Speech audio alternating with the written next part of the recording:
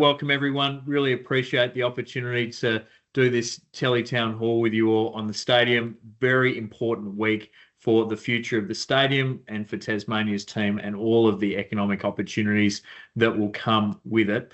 We're joined tonight by Eric Abetz, who kind of needs no introduction in Tasmania, but I'm going to give it a go anyway. Eric's the Minister for the Macquarie Point Urban Renewal project, which means he's the Minister for the stadium. He's also the Treasurer, so a very busy man because he's got the budget this week as well, and he's been fighting for Tasmania's interests in Canberra for nearly as long as I've been alive. So, Eric, I'll pass over to you to get things kicked off in your journey to being the man behind the stadium. Felix, thank you very much, and to all of you that have joined online. Great that you've shown the interest, irrespective of what your particular view might be. As you would imagine, as being the minister responsible, yes, I'm all in favour of the development of the Macquarie precinct, which includes the stadium. So the urban renewal part is a lot bigger than just the stadium, but of course the stadium is the anchor part of that development. The area on which the stadium will be built and the need for Macquarie Point Urban Renewal is the fact that it's been an industrial wasteland now for a good 10 or more years. All sorts of projects have been suggested. A previous Premier, Lara Giddings, suggested a hospital there. They spent $10 million in the day preparing plans, and then it all collapsed. The Greens peddled the Eden project for the site as well, which some of your viewers might be interested to learn would have been even higher than the proposed stadium. But of course, that is now airbrushed from history. But look, it is going to be a great economic enabler. It will be a iconic gateway to our capital city. It will host cultural events, conventions. At the moment, we find it difficult in Tasmania to host a convention of, at best, 1,000 people. This will allow us to host up to 1,500. So a substantial increase in our capacity for international and interstate conventions. So a huge range of opportunities, and of course for sporting fixtures such as AFL and cricket.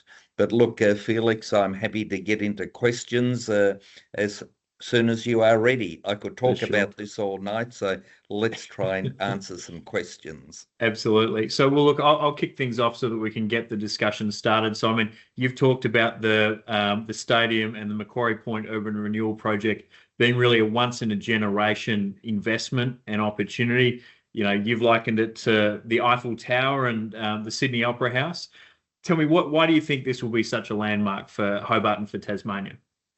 Look, one, an industrial wasteland that has been sitting there for about half a generation. We've been waiting for about 2 generations or more for a Tasmanian football team. So this will be important. Stadiums of this size and nature, they hang about for at least half a century, so it's going to be a long-term investment for our state.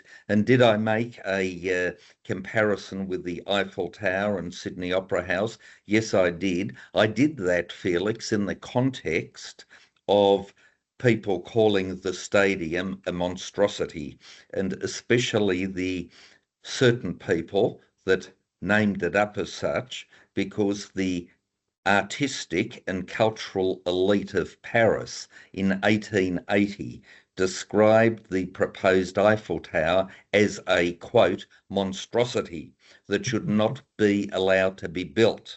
And they somehow got it through on the basis that after it was constructed, it was going to be dismantled again. And of course, everybody fell so in love with it that they kept it. Sydney Opera House, closer to home, people living behind and up the hill from the Sydney Opera House were demanding compensation because property values would decrease.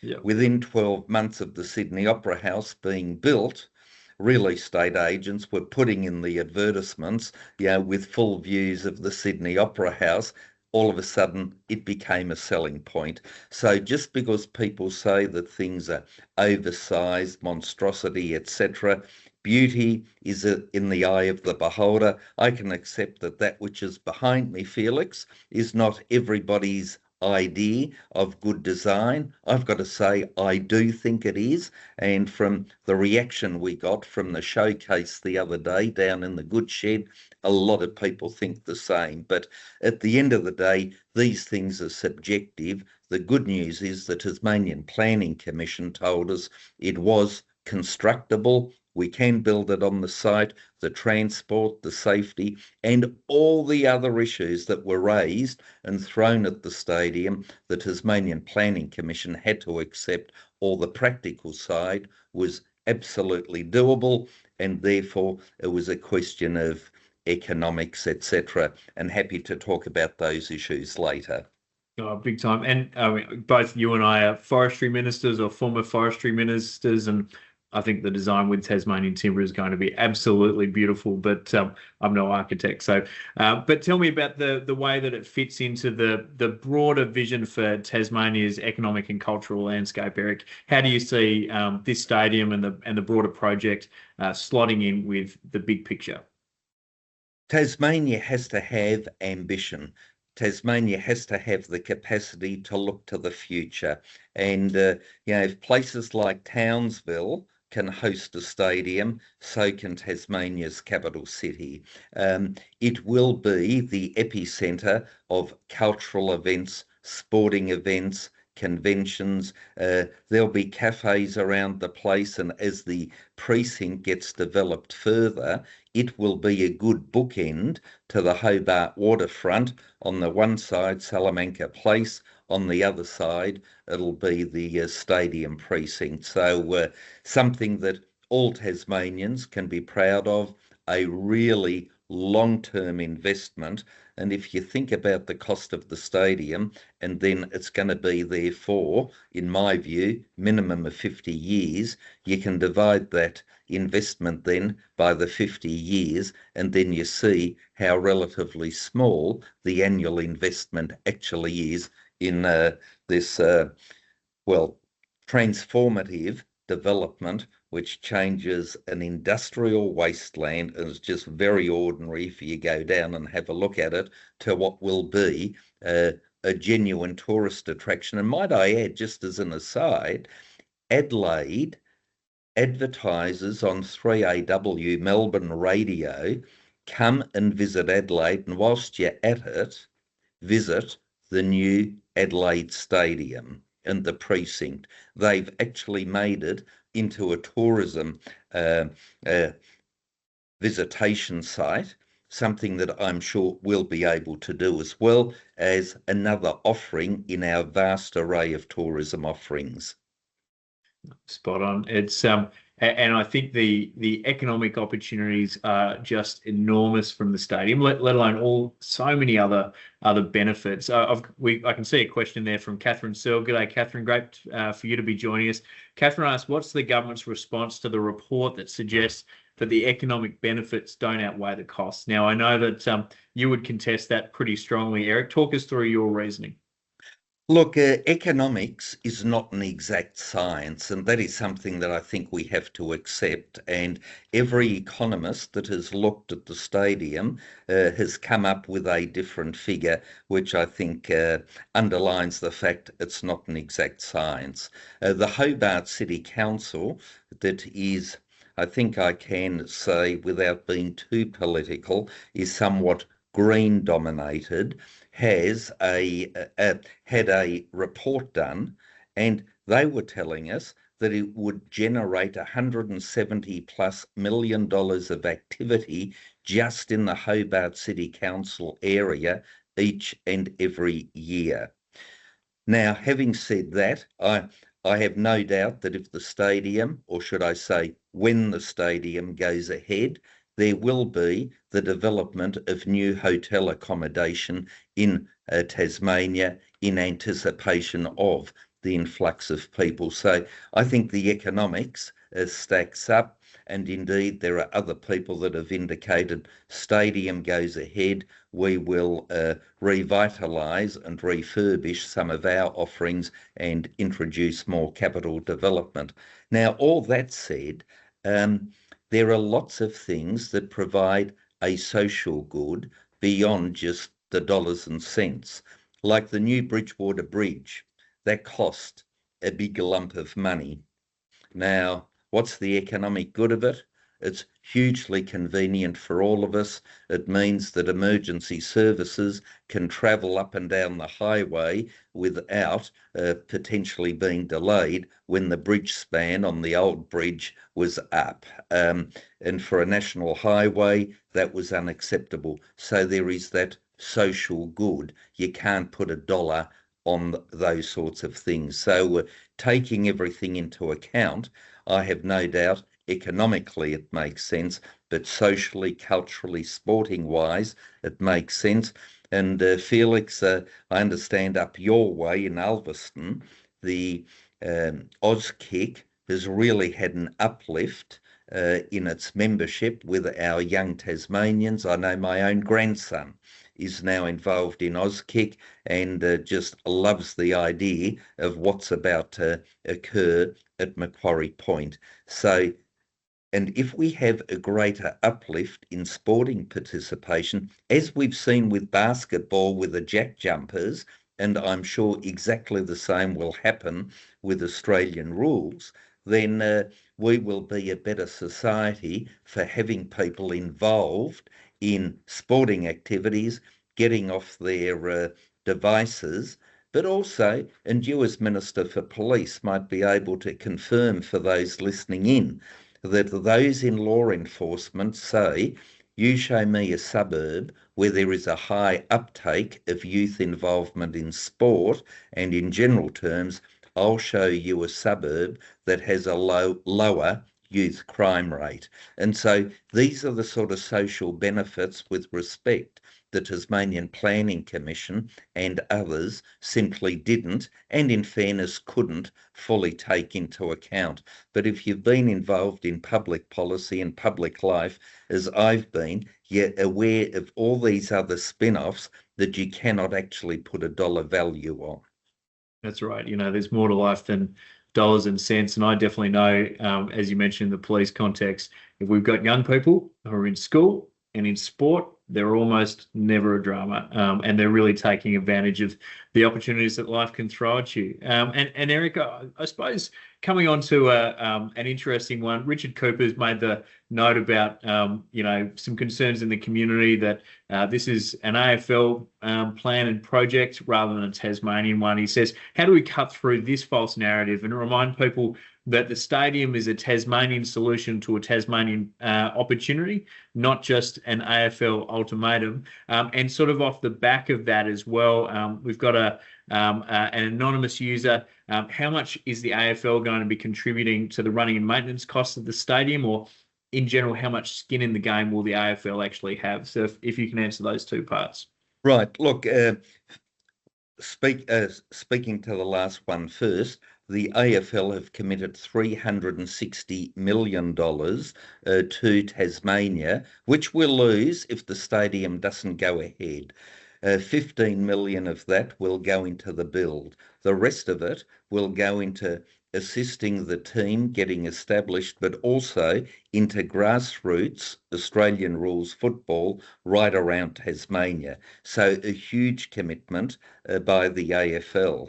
Now, we in Tasmania, and potentially I've engaged in it as well from time to time, I must admit, we love to bash Canberra.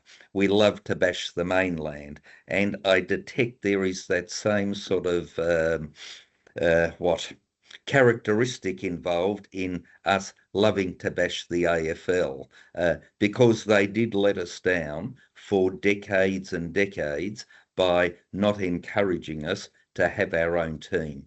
In 2019, Brent Godfrey, a Tasmanian, along with other Tasmanians, were tasked with coming up with a plan for a Australian rules football team in Tasmania. And it was their idea that it should be in the central business district.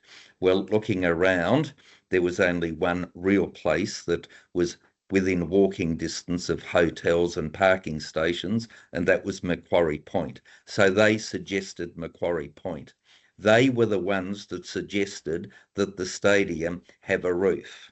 So we put that, as Tasmanians, we packaged that together, presented it to the AFL, and the AFL basically said, right, the conditions of the licence are, as you asked for, CBD, Macquarie Point, with a roof, and now the AFL is unfairly being charged with forcing all these things onto us. The simple fact is the AFL does not want the Tasmania Devils to fail. They need it. They want it to succeed, because to establish a club with $360 million of their own money being put into it and then having it fail will not be a good look for the AFL, let alone for Tasmania. In relation to the upkeep of the stadium, like a new hospital, like a new bridge or road, there will be maintenance costs that are there that go along the way.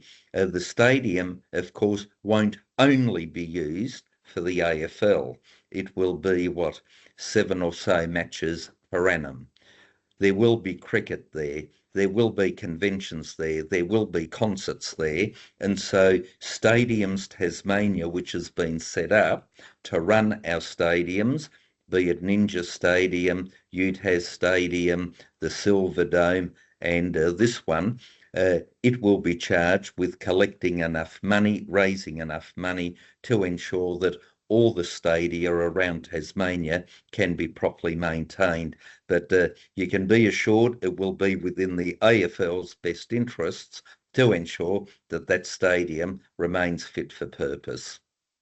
Well said. Now, we have a very important and pressing question from 6-year-old Oliver in Mount Nelson, and has asked, before he goes to bed, which is very important, how long till he can take his poppy to the stadium when it gets built?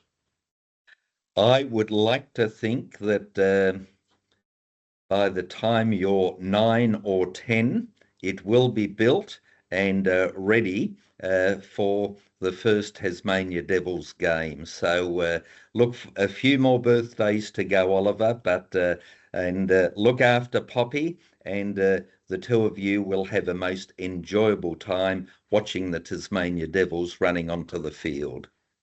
Good. Well, good on you, Oliver. Thanks for staying up and watching our town hall tonight as well. And good night. Yeah, and good, sleep tight. Exactly. 7:20 would be just about time for bed.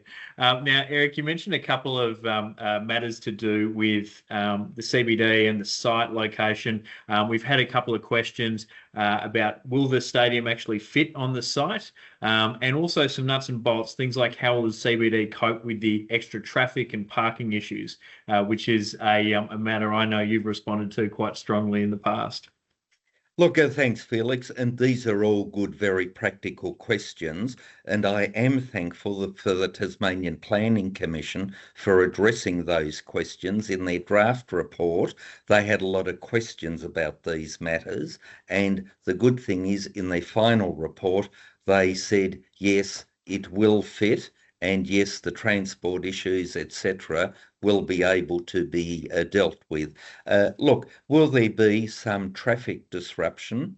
Of course there will be. That stands to reason. Like there is disruption to our traffic during the Christmas pageant. There were 35,000 Tasmanians lining the roads for the Christmas pageant. They all came into the city. They all left the city. Life went on. Other than for that Saturday morning, there was a great sense of festivity that everybody enjoyed. Sure, traffic had to be diverted round some streets, but life went on. And if we can do it for 35,000 for a Christmas pageant, I'm sure we can do the same for a stadium that at its very best will hold, at this stage at least, about 25,000. So we can do it. The Wooden Boat Festival, in fairness, that was spread over a number of days, but I think 50,000 people went to the waterfront to have a look. So look, we can manage these things, and the good news is the Tasmanian Planning Commission acknowledged that all those things were well in hand. Very good. And now, before I go to the next question, a couple of comments. Yes, the AFL Stadium at Macquarie Point and AFL teams for our youth first.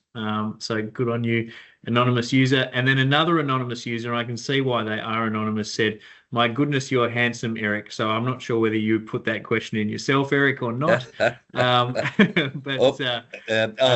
I think that might be a very good example for Specsavers, for a Specsavers ad. Oh, beauty is in the eye of the beholder, hey?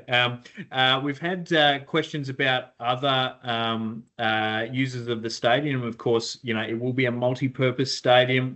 AFL is going to be a huge part of it, but it's not just AFL. And we've had a question about how the negotiations are going with cricket at the moment, and what other events are locked in, what events are more of an uncertainty or optimistic. And they did note that the weather today is very different from yesterday, lucky for the T20 international match.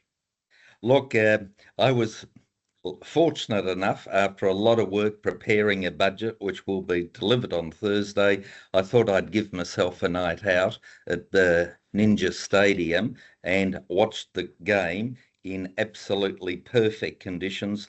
There was only one thing wrong with the evening, and that was the result. It was just fantastic. But as we know, Tasmanian weather does vary, and the roofed stadium, and might I add, every stadium has a roof, as in either a partial roof or a full roof. And so the idea of a full roof was especially for concerts and for cricket, because if you can guarantee the television rights for a test game or for any other cricket game, that rain will not interrupt or cancel it, that will give you a lot better sale and negotiation capacity with the TV rights. So that is going to be very beneficial. Cricket, they're very excited. I've spoken with Dominic Baker from Tasmania Cricket and just saw him again on Sunday night at the cricket. Everybody is confident that we can deal with the issues of the shadows. And can we get international cricket sign-off on the stadium at this stage? No. And the reason is the ICC don't certify a stadium until it is built, until it's completed. So we can't get it in anticipation. What we can do is try to get everything up and running so that they will sign off. And every indication is that the issues with potential shadowing can and will be overcome, and we'll be doing some fairly significant tests in February next year, so in 3 months' time, on site to ensure that those issues can be overcome. But those in the cricketing world are telling me that they are satisfied that these things can be overcome, will be overcome. Now we just have to prove it, and we hope that we'll be doing that in February. Very good. And of course, there's some massive opportunities too when it comes to events, concerts, arts and the creative scene. We've had a question in from Adam Rybell asking for the soon-to-be formed Tasmanian Creative Industries Alliance. I think that's on Stadium Town Hall exclusive. And Adam asked what efforts will be made to ensure that Tasmanians and already locally owned Tasmanian equipment infrastructure and other providers are prominent in performing, broadcasting and delivering events. Do you think there'll be some requirements for these events to be used at the stadium? And keen to get your thoughts on that, Eric. Look, in relation to broadcasting rights, etc., I dare say the TV stations that have paid big money for that will manage that.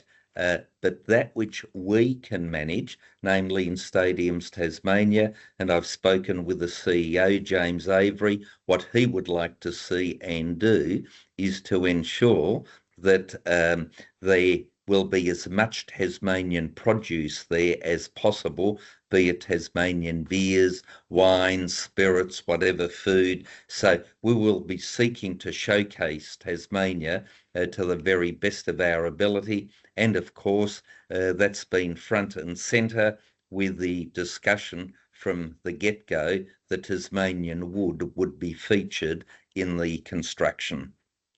Yes, I think the only missed opportunity for the stadium really is we've got timber on the outside, but we could have had gravel on the surface. I think that would have been the ultimate Tasmanian experience and the ultimate home ground advantage. But well, we might pivot to the building and construction side of things, Eric. We've got a question from a Tassie boy living in Sydney, Cos. He's asked, has a major builder been identified and the likelihood of a Tasmanian builder or builders and any hint of a major naming sponsor been identified and the price they paid? Now, I think it's really interesting, actually. Tasmanians, I think we can actually be just so proud of our construction capability here. You look at the Bridgewater Bridge, obviously a major contractor in McConnell Dow, but so much of the Bridgewater Bridge was actually built locally. I know some of the deepest piles in the world at the time that went into the Bridgewater Bridge were constructed in Latrobe at the amazing business of Bridge Pro. So you see these kind of opportunities right throughout the construction value chain. Did you want to give us a bit of a sense of the construction process there, Eric? Look, at the moment, we are 70% designed, so we are a long way down the track. Just recently, some officials started discussions with major construction companies on the mainland and locally just to see who and what the interest might be. We can't fully go out for expressions of interest until the Parliament has given approval, but there has been genuine interest by a number of what are called tier one building firms, and of course they will, if they're Australia based as opposed to Tasmanian based, they will have to partner with local businesses to provide things. So like McDonnell Dow with the bridge, with the Hobart Airport, I remember when the extension was done on that, a mainland company was given the contract because they had experience in building runways. But the gravel was bought in Tasmania, the concrete was bought in Tasmania, the construction, the drivers. So the vast bulk of the money went to local contractors. It was overseen by a company that had specialist expertise. And what we need for this are either people or a company that have the capacity and experience of building a stadium. But let's see what comes out in the wash, but there will be a huge emphasis on ensuring that we get as much Tasmanian content into the build as possible.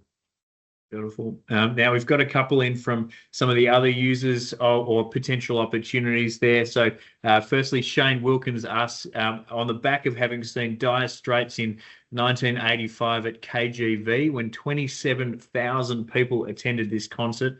And sorry, Shane, I won't tell you what year I was born, but I'm sure it was fantastic. He thinks it's going to be amazing for facility for large-scale concerts that will occur. Do we have a sense yet, Eric, of large scale? He says developers, but I think maybe producers or something similar, waiting in the wings to hit the ground running when the stadium is approved. In my discussions with Stadiums Tasmania, I've been told that there are some promoters that are genuinely interested and excited because to be the first concert or the first performance at a brand new stadium will be something that will go right around the world. And we should not underestimate the opportunities that this new stadium will provide.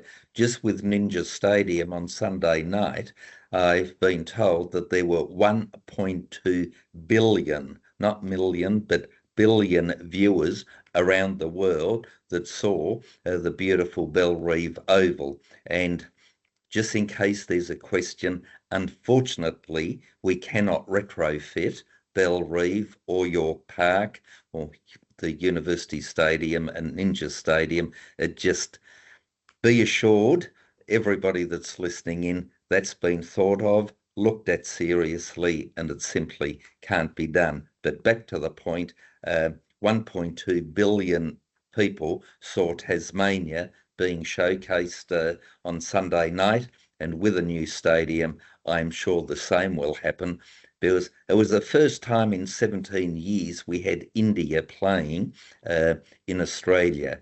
Well, if we can get India or the UK or Sri Lanka, Pakistan, whoever playing in our new stadium, that will attract a lot of viewers worldwide. And might I add, there has been a lot of interest expressed by cricketing organisations right around the world to see what we can do with this stadium. So we may well be a world first or world second, and we will use the latest technology, the latest products, and people, the eyes of the cricketing world in particular will be on Hobart and Tasmania. So a wonderful opportunity for us to harness. And that is quite extraordinary. I mean, you cannot buy that kind of tourism promotion. And a big happy Diwali to everyone in India who might be watching this, or in Australia and Tasmania with Indian heritage.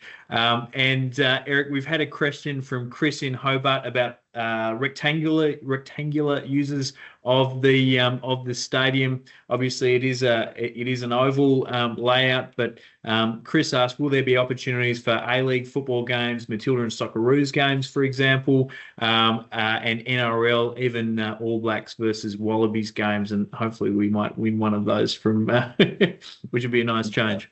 Look, I may stand to be corrected on this, but I'm pretty sure that we can paint lines on the grass that turns it into a rectangular shape. And as I understand, there is also the capacity then of potentially bringing seating in closer as well. So look, we will make this stadium as flexible as it possibly can be. It is called a multi-purpose stadium for a reason, and we want it to be used for all sorts of sports and all sorts of conventions and events. Yeah, exactly. The more use we can get out of it, the better. And of course, you are the treasurer as well, Eric. So we've had a question in from Anonymous, but can you explain to those against the stadium that in the unlikely event that the stadium does not go ahead, what will that money earmarked for the stadium go into health, housing, or education? Is it that simple? Look, it's not that simple. And for starters, the $360 million from the AFL will simply not come our way. Also, Federal Labor said that they would contribute $240 million for the development of the precinct. So if my maths is right, that is about $600 million that we will be foregoing from outside sources coming into Tasmania if we don't go ahead with the stadium. The building of a stadium, it's a capital expense as opposed to an operational expense. And so a capital expense is a bit like your house that you put down a deposit, and that'll be our $375 million. That's our deposit. Other people are making a contribution. The shortfall will be borrowed, and then over the lifetime of the asset, or in a home case, your home, it gets paid off over many years, slowly but surely, and at the end of the day you have full ownership of the asset. But the good thing with the stadium is it's not going to go anywhere. That is an asset that will be there for at least a couple of generations. So it's a We spend, Felix, and correct me if I'm wrong, but $10 million a day on health in Tasmania. So what we're talking about is 37 and a half, let's round it up to 40 days worth of health expenditure, so 1 and a bit months, for over a 50-year period. So, that money is minuscule compared to the benefits we're going to get. And those benefits and the extra economic activity provide the underpinning for me or any other treasurer to get a few tax dollars on the way through to help fund our hospitals, our schools, our police, our roads. And that is what, if I might say, any forward-thinking government seeks to do, is to set aside some money each year into investing in economic enhancers, economic enablers to ensure that the economy keeps going as well as it possibly can and within reason, and that's what we're doing. Well said. And now on the topic of funds, and you did mention $375 million. We do have a question in here from a skeptic who hasn't left their name, but they ask, is the state government only still spending $375 million, not a dollar more or a red cent more? I think the Premier used when he talked about it.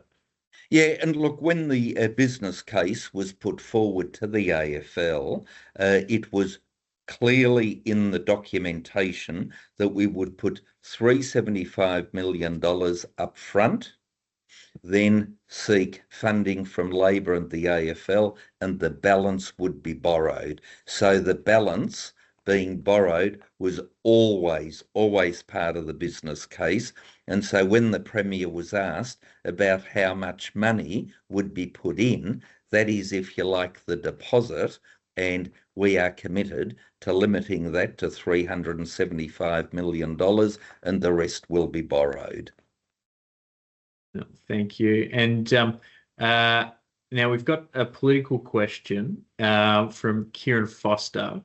And I know that you'll be like me in not wanting to preempt our colleagues in the other place, but I'll pose this question. Feel free to answer it however you like, Eric. But how confident are we that this passes the upper house? Now, Kieran says, would be mad to knock the opportunity back. So I'll put it to you, Eric, and feel free to hypothesize however you like on that one. Look, absolutely right. We would be mad to knock this opportunity back, because this opportunity will open as many doors as will be slammed shut for a long time when it comes to sport, culture, economic enabling, etc. What's going to happen in the upper house? I will have confidence that it's going to be passed when it's actually passed. I'm one of these people that is somewhat conservative in their views as to how things may evolve, and I wait and see. So not going to preempt it or jinx it or whatever else people might say. I am hopeful. I think the arguments stack up. I think it's a wonderful opportunity, and I just hope the upper house and the lower house grasp the opportunity that's before them for the next generations of Tasmanians who will benefit from it. And I know that there are a lot of passionate people about the opportunities that come from the future. Probably none more so than Mark Brown. Mark, g'day. Great to see you joining us here. Now, Mark, Eric asked, will you be attending the Yes Stadium rally on Parliament House lawns on the 30th of November? Well, Mark, as you may well know, there are two sizable posters in my office window promoting the stadium rally on November the 30th, which will need to be a huge show of strength, which I'm sure it will be, to counter the one that's going to be held the week earlier. And I will be doing everything I possibly can to be there. I think you might be aware, and other listeners, that it is the weekend of the Liberal Party's annual State Council, and that goes sort of Saturday, Sunday. But I'm sure I'll get a ticket of leave to leave early Sunday morning. It's being held in Devonport, in Felix Ellis territory, and I'll be there with bells on, be assured. Beautiful. I'll love to hear it. Now, I see the time is getting away on us, Eric. It's already 7:42. We had planned on wrapping this up at 7:40. So we might do a quick fast five, if that works for you, and then wrap up with I suppose, a big picture question. So in terms of fast five, firstly, Collingwood or Carlton? Carlton? Okay. Taylor Swift or Robbie Williams? Neither. Fair enough. Ricky Ponting or Donald Bradman? You'd have to go for Donald Bradman, but different eras, and I think Ricky Ponting is today's Donald Bradman. Yes, yep, I hear that. Socceroos or Matildas? Socceroos. Yeah. Okay. Controversial. I think Matildas are almost a bigger team these days. But anyway. Oh, they are. Yeah. And most importantly, gravel or grass? I think grass. Okay. Although gravel would be a cheaper upkeep of the exactly. of the oval. And good for our quarry sector as well.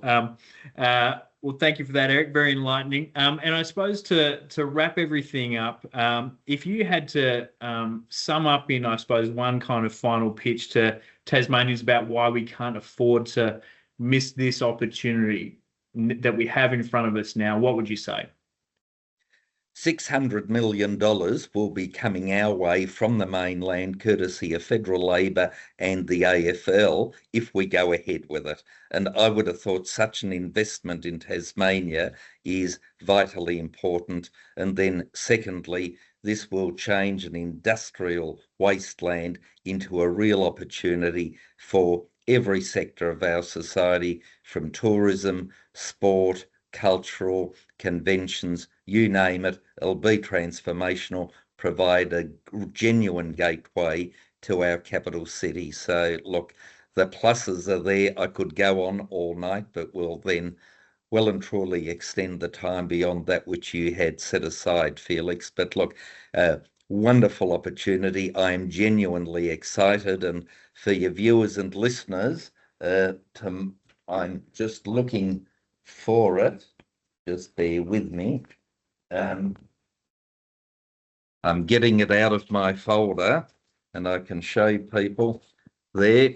This is the motion that I'll be putting in the Parliament tomorrow, and where it says sign here, I'll be signing that tomorrow and lodging it in the Parliament so that the stadium can be debated in the Parliament. So ready to go tomorrow. And look, to all the viewers, thanks for your interest. Thanks for being part of it. And above all, a very big thank you to our host. And Felix, I reckon you could run a host a TV show. Oh, no, I can't think of anything worse than watching that, Eric, but that is what it is. And thank you for joining us tonight, and thank you for your passion that you've brought to this. I know you've been a supporter of the stadium publicly since before you came into the state parliament, even before you joined our state team, and I know you've just brought so much work ethic, determination, and skill to the role. And I think probably just to note maybe on a final thing, one of the things that I really love about the stadium and the team and some of the opportunities that come from that is, as Tasmanians, we've long been a place that's had a lot of division and parochialism. It's the North versus South, it's the Burnie versus the Devonport, it's the Forth versus Turners Beach kind of stuff. But yeah, I think the Jack Jumpers have proven that, we're all Jack Jumpers fans. And I think it'll be the same with the Devils once they get up and going as well. It's something that can bring our state together. We're all Tasmanians. We love Tasmania, and barrack for our team. As the Premier often says, wearing our colours and singing our song. I think it's some pretty special opportunities that will hopefully begin to be unlocked with your work tomorrow. All right. Thanks, everyone. Thank you, Eric, and Thanks a all the lot. best. Good night, all.